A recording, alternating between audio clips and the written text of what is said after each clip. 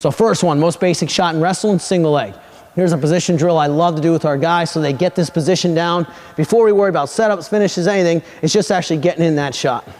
All right, you'll notice, just very similar to what I've been talking about this whole video, is being in position. Staying in that good level change, staying in that good stance. My position here, I'm in a stance. If Zach backs away, I'm in the same exact position I would be if I was wrestling from the open. Same thing. I say that because a lot of times you'll see guys here, you'll see guys just in really awkward situations, and they're making the position harder than it has to be. Just by being in a stance, now I've got the advantage. My lock on this drill that I teach these guys, I try to make a karate chop right at the top of the kneecap, and then lock your lock here high. The reason why we lock high as opposed to low, limp leg for me, Zach. Everybody's doing that now in college. It's a real problem.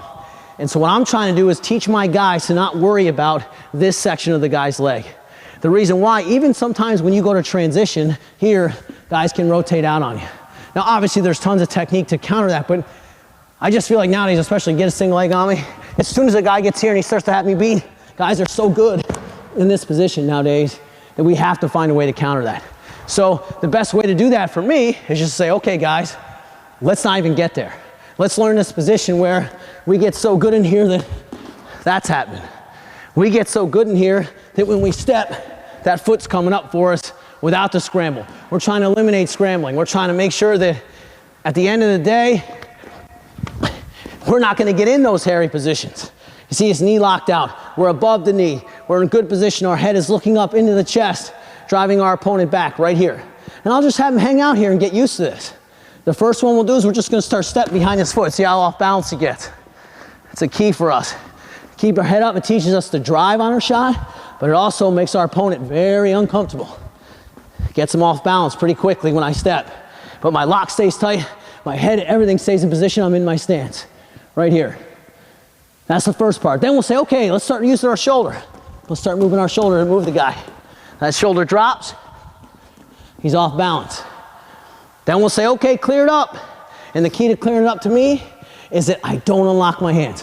For the purpose of this drill, I don't want our guys unlocking their hands because we're trying to eliminate scrambles. Very simple drill. As I drive into my opponent here, I'm just gonna keep my lock tight and slide. Back in, keep my lock tight, slide. You'll notice slower as I keep my lock, everything's tight. Try to kick there, Zach, can't.